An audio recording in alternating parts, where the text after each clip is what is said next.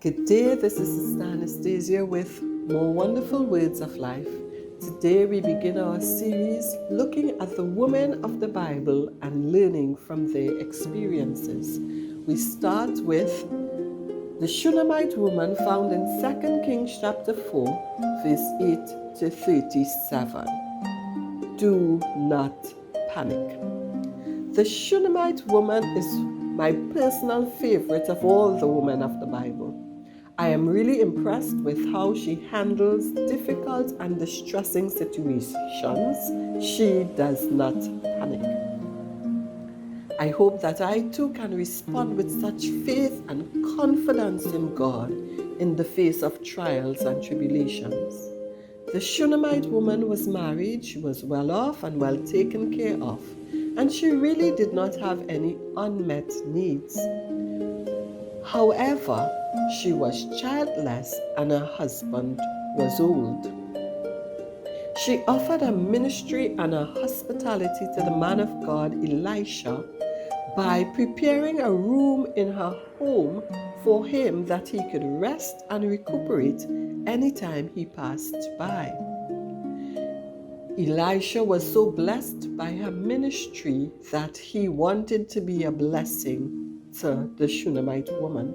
And so he conferred with his servant Gehazi, asking, what can be done for her?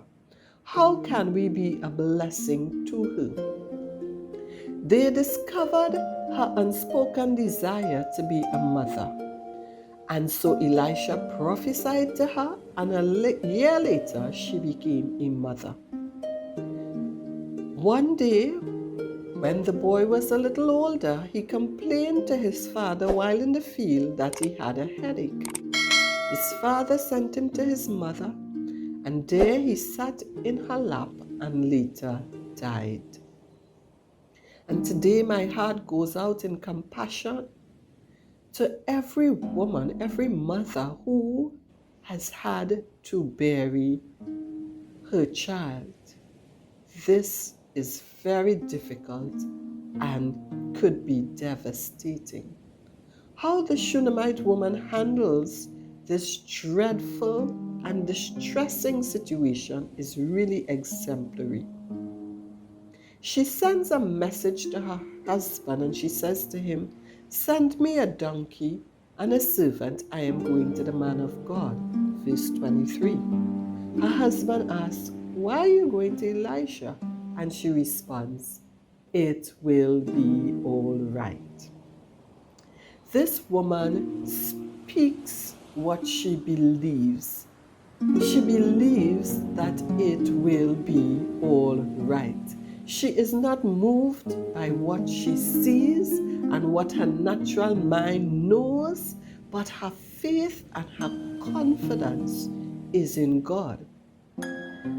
She heads on to Elisha, and when Elisha saw the speed with which she was coming, he sent his servant Gehazi to meet her to see what was wrong. And she said to Gehazi, it is well. Hallelujah. She has her confidence in God, and she understands the importance of speaking by faith that which she desires to see come to pass. We pick up the reading from 2 Kings chapter 4, verse 27. When she reached the man of God at the mountain, she took hold of his feet.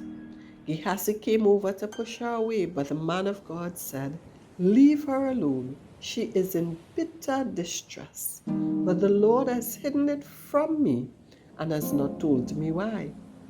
Did I ask you for a son, my Lord? She said. Didn't I tell you, don't raise my hopes? Elisha said to Gehazi, tuck your cloak into your belt, take my staff in your hand and run. Don't greet anyone you meet, and if anyone greets you, do not answer. Lay my staff on the boy's face. Elisha understood that something ill had occurred to the lad. But the child's mother said, as surely as the Lord lives and as you live, I will not leave you. So Elisha got up and he followed her. This woman was persistent. Gehazi went on ahead and laid the staff on the boy's face, but there was no sound or response. So Gehazi went back to meet Elisha and told him, "The boy has not awakened." And so this miracle required some effort. It required much prayer. When Elisha reached the house, there was the boy laying dead on his couch. He went in, he shut the door on the two of them, and he prayed to God. Then he got on the bed and lay on the boy, mouth to mouth, eyes to eyes, hands to hands. As he stretched himself out on him, the boy's body grew warm. Elisha turned away and walked back and forth. He was pacing the room. He was in prayer. He was calling upon the name of the Most High God.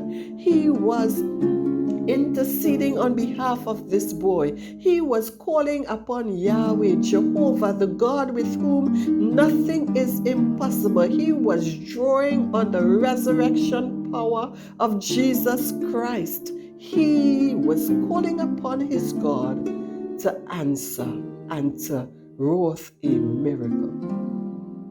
Elisha turned away and walked back and forth in the room and got on the bed and stretched out on him once more. The boy sneezed 7 times and opened his eyes.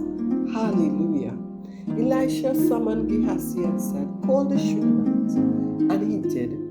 When she came, he said, "Take your son." She came in, fell at his feet and bowed to the ground. Then she took her son and went out. This woman's prayer had been answered. In the face of certain destruction and calamity, she does not panic. She is not moved by what she sees, but according to Mark 11:22, she has faith in God. This week I want to encourage you according to Isaiah 41:10. So do not fear, for I am with you, says the Lord. Do not be dismayed, for I am your God. I will strengthen you and help you. I will uphold you with my righteous right hand. God bless you today.